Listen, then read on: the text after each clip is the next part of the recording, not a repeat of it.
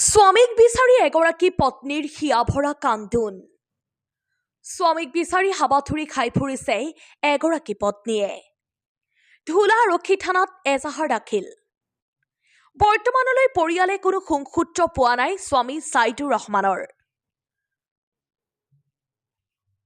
দৰং জিলাৰ ধুলা থানাৰ অন্তৰ্গত খাটিয়াপাৰ গাঁৱৰ ৰেজিনা বেগমৰ স্বামী ছাইদুৰ ৰহমানে যোৱা বৃহস্পতিবাৰৰ পৰা দিনৰ 2 বজাত পত্নীৰ ঘৰৰ পৰা নিজ ঘৰলৈ যাব বুলি ওলাই যায়। কিন্তু আবেলি পত্নীৰ ঘৰলৈ উভতি নহাত বহু চিন্তাত পৰে পৰিয়ালৰ লোকে। বৰ্তমানলৈ পৰিয়ালৰ লোকে কোনো সংসূত্ৰ নাপালে স্বামী ছাইদুৰ ৰহমানৰ। পৰিয়ালৰ লোকে বহু ঠাইত বিচাৰি নাপাই উপায়ন্তৰ হৈ ধুলা আৰক্ষী থানাত এজাহাৰ দাখিল কৰে। যদিহে কোনো সদাশয় ব্যক্তিয়ে স্বামী ছাইদুৰ ৰহমানক দেখা পায় অতি সোনকালে নিকটৱৰ্তী থানা অথবা 6002944677 নাইবা 9365339227 নম্বৰত যোগাযোগ কৰিবলৈ পৰিয়ালৰ লোকে সমূহ অসমবাসীক কাতৰ অনুৰোধ জনায়। নিউজ ডেস্ক ৰিপৰ্ট পি সংবাদ। আমাৰ ঘৰত আইছে তাই আই কলে কাম কৰিলে 20-25 দিন মান কাম কৰিলে কাম কৰি টকা পইচা লৈ সিহঁতৰ ঘৰৰ কথা কৈ ফালে ওলাই গল। সিহঁতক সুধিলো ঘৰত গৈছে না, কলে নাই যোৱা নাই।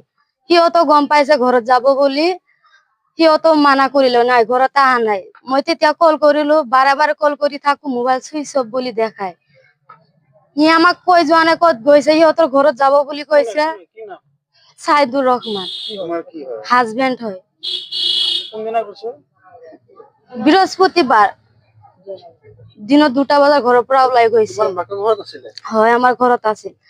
সিহঁতৰ ঘৰত যাব বুলি কৈ গৈছে, সিহঁতৰ ঘৰত যোৱা নাই। সিহঁতে আমাক সুধি আছে ক'ত গৈছে ওলাই দিয়া। এতিয়া আমি ক'ত পাম, আমাৰ এইটো কি সৰু বস্তু নেকি? আমাৰ ডাঙৰ হয় সৰু শাহুৰি কৈ আছে। ক'ত গৈছে মই একো নাজানো। বৃহস্পতিবাৰে গৈছে। হয় দিছো, এন্ট্ৰি কৰিছো থানা। 1 মাহ হল। হয় 4 বছৰ। হয় নাই একো হোৱা নাই ঘৰত। সিহঁতৰ ঘৰৰ পৰা কাজিয়া কৰি ইয়াতে আহিছে, ইয়াৰ পৰাও ওলাই গল। হাজবেন্ডৰ ঘৰৰ পৰা কাজিয়া কৰি তোমাদেৰ ঘৰ গৈছে। হয় হাজবেন্ডৰ ঘৰ ক'ত? 3 নং শ্যামপুৰ। এতিয়া কি ঘৰত নাই? নাই এতিয়া নাই। কি কবা এতিয়া হাজবেন্ডক কি কবা? লাগে ক'ত আছে মানুহজন, কি কৰি আছে আমি জানিব লাগে। ক'ত আছে ওলাই দিব লাগে।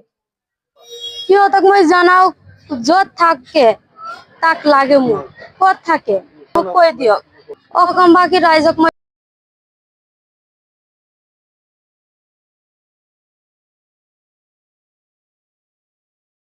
মই খাটনিয়াপাৰৰ পৰা গৈছো। অসমবাসী ৰাইজক মই জনাও, মোৰ সৰু ভণ্টিৰ জোঁৱাই আজি 11 তাৰিখ যোৱা 11 তাৰিখে ঘৰৰ পৰাই গেছি, এতিয়ালৈকে ওলোৱা নাই, সন্ধান পোৱা নাই। আমাৰ ঘৰৰ পৰাই গেছি 11 তাৰিখে গেছি, কিন্তু ফোনত যোগাযোগ কৰিও পোৱা নাই। আমি মোবাইলটো সুইচ অফ আছে। আমি কন্টেক্ট নাম্বাৰ দিয়া থাকিব, কন্টেক্ট নাম্বাৰ কোনোবাই যদি দেখা পায় কন্টেক্ট নাম্বাৰ যোগাযোগ কৰলে হল, নথবা থানাত যোগাযোগ কৰলে হল।